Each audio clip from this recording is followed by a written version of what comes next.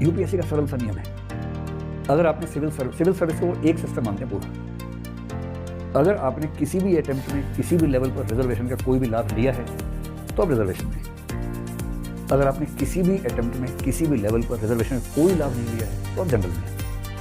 Simple सा है।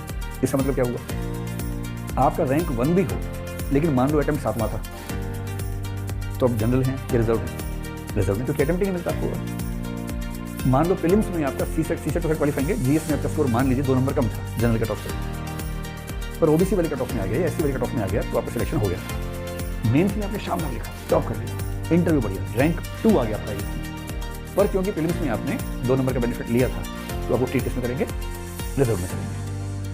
अब मान लीजिए अटेम्प्ट आपका दूसरा है, दूसरे अटेम्प्ट में ना प्रीलिम्स में फायदा लिया, ना मेंस में लिया, ना इंटरव्यू में लिया और आपका बहुत अच्छा रैंक आ गया, 5वां रैंक आ गया। पर पिछले अटेम्प्ट में जो पहला अटेम्प्ट था उसमें आपका मेंस क्वालिफाई हुआ था रिजर्वेशन की बदौलत और आपने इंटरव्यू दिया था, सिलेक्शन नहीं हुआ।